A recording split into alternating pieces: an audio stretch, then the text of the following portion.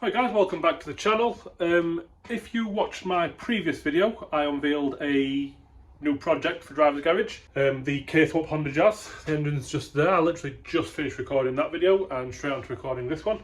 But behind this door, we've got project number 2, which a bit more of a mild project, and again, bear with me, watch the full video, it won't be a long one. Become excited for this one as well. This one's going to be more of a driver's car. I can use it like it is basically, but a few little tweaks here and there. So yeah, without further ado, let's open the door and show what I've got.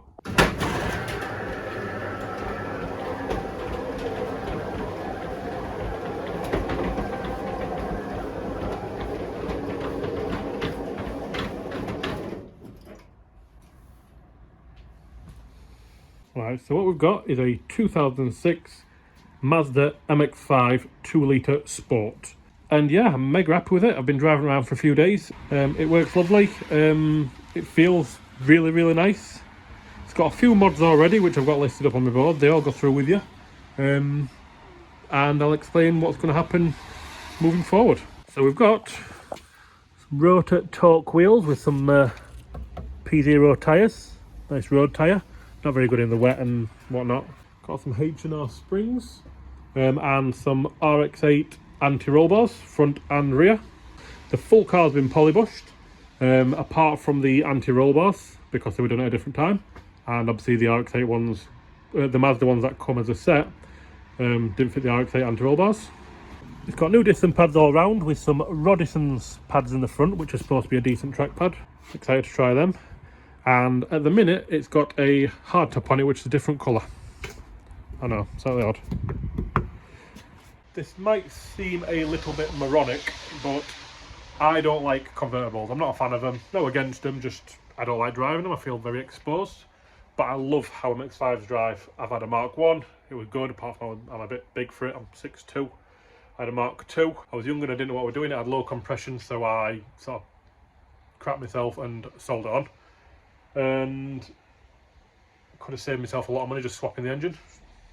Anyway, that had a hardtop on it as well. So what I did, one of the first things I bought for the car was a hardtop.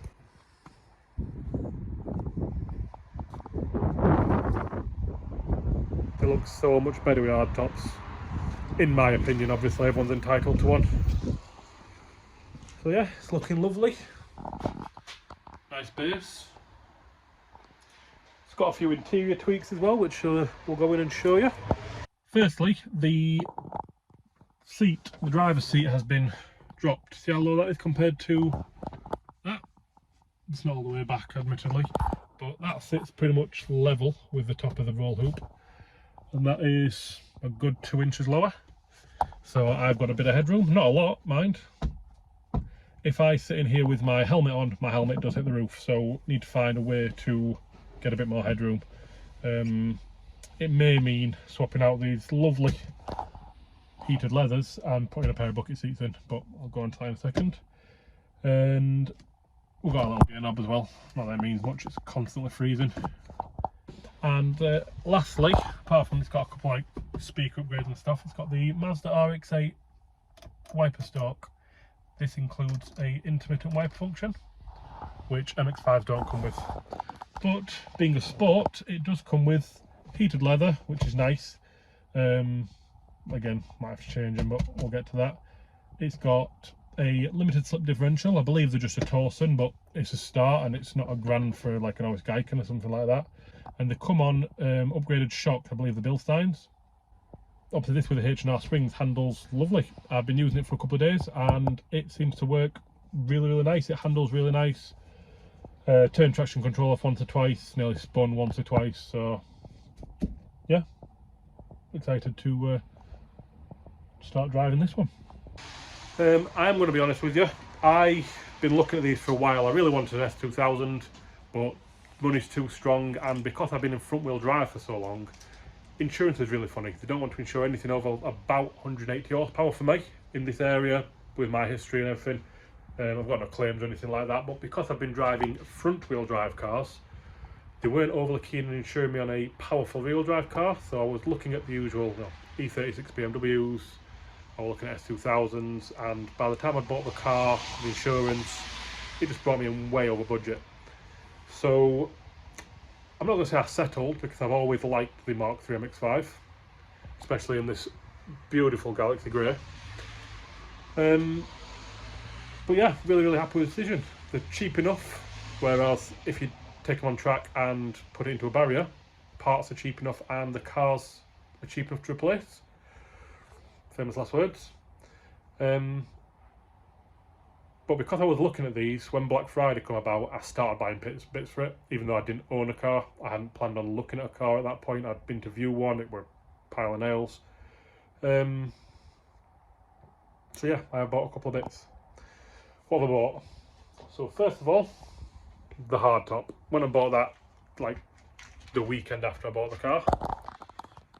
I also bought phone mount. Swear by quad lock stuff, it's awesome.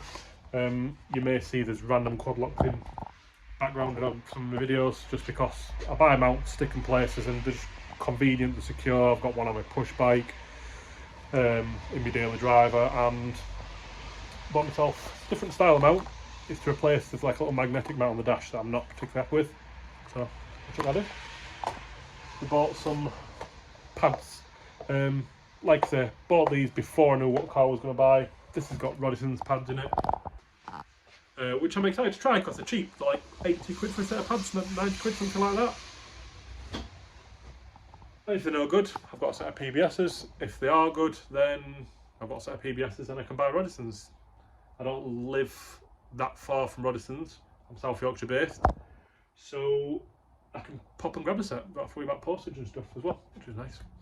Right, what else did I buy? Because I know we're going to buy a hardtop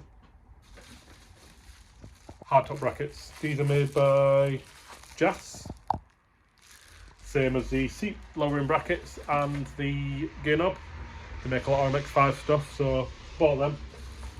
And a steering wheel boss, because I know space isn't, oh, you haven't got a lot of space.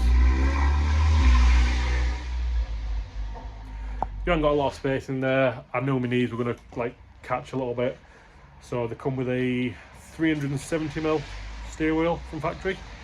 I'm probably going to replace it with the same steering wheel I had in the Clio, if you watch them videos, which is a Sabel, let me pronounce it, SW733, which is a 330mm wheel, but it's also got a flat bottom, bit more leg room. I also bought braided lines. I mentioned in a previous video, and I'll mention it again. Big advocate for braided lines. I've had old OEM lines pop on me on 2 occasions. One on track doing circa 100 mile an hour, and luckily got away with it. It was at the Wiggler at Brighton Park and managed to sail straight through the cones. And it also happened to me in a start turbo used to have. Luckily, I was just leaving a petrol station, pulled out, stood on the brakes. That wasn't with it. Stood on the brakes. Weren't happening. Being a kid, I didn't know what I was doing as much. Still don't know what I'm doing. And it was just pumping fluid. All of it inside an arch, all of it inside a wheel. It destroyed the paint on the arch.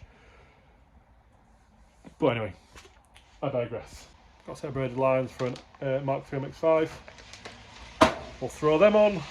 We'll probably leave the Rodison's pads in to try and track, and we'll chuck some that blue one there. We'll chuck some Type 200 fluid in it. And lastly, I did buy, because it come up for sale at a reasonable price. That you can't see it very well, but it's a Cybele seat rail. Again, I know we're going to struggle with space. I bought that after I bought the car. So that come up for sale, second hand, but basically brand new. Made him an offer, said yeah, bought it. Jobs are good in. So the plan with this one is it's going to be a track car. I'm going to chuck some lines, fluid at it, maybe some pads depending on these go, and I'm going to do some track days in it. The spec as it is now is reasonable. It's got lowering springs, it's got a limited slip diff, it's got some semi-decent tyres. Oh, before I forget, I also got a set of factory wheels with NS2Rs on them included in the car, which were nice. So I've got P02s on track, I've got some NS2Rs, and I have got in the loft of the garage as well some AR1s, but I'd like to keep it as a bit of a cheap winter track car. I'll use it in summer as well, but the idea being I can go and learn some rear-wheel drive without being silly powerful. The 160 horsepower standard. So the plan is book a shakedown, probably at Blighton Park, because it's not a million miles away. Pad fluid lines, learn some rear-wheel drive, go and do some spins probably, because I've never been brilliant with rear-wheel drive. And then build from there. Probably going to put a steering wheel in it for legs for leg room, and maybe a seat for headroom. Worst case scenario, I'll take the hard top off and we'll do some track days with the roof down. So yeah, excited to get into driving this one. The plans aren't going to be massive. I know K-Miata are in the States. They've just released their K24 swap for the Mark III MX5. Pre-ordered on them, and that was so tempting to just get on that pre-order, but I think the kit itself's like $9 or $10 grand US, and it's not what I wanted for this car. Not yet anyway. We'll have to see what happens long term. But yeah, the plan is pretty much keep it as it is, maybe a couple of chassis mods as budget allows. Obviously I'm building the Jazz as well, and enjoy driving it. I do enjoy driving it. Just get the ergonomics right, you know, steering wheel, seat, things like that. Cage, it will want a cage at some point, not straight away, but it will need a cage going on track. Yeah, then we'll maybe do a little bit of aero, nice little lip. I'd like a big wing just because I like Jap cars with big wings. If you've got any suggestions on parts, maybe a couple of power mods, but nothing too much. Like I say, the insurance mentioned the 180 horsepower limit roughly, until I've had it a year or two. So manifold, maybe an exhaust, panel filter, and get it mapped. I think they make 180, 185. I can just ask them to pin it back a bit, keep it under that 180 for insurance purposes. And yeah, but if you've got any part suggestions, any suppliers, I've been I've been buying bits from Tegua, they're normally good for parts, and Boffy Racing. Boffy Racing were ace. I messaged them after Black Friday and said I missed Black Friday. What can you do? And they give me a code for a little bit of discount, which was nice of them. So short-term plan, pad fluid, blah blah blah. Get the hard top painted, probably going to be black, just because black goes with everything. And use it. There will be mods, there will be project updates on it. So if you're into the Mark III MX5 stuff, drop a like, comment some stuff, what you would do to yours.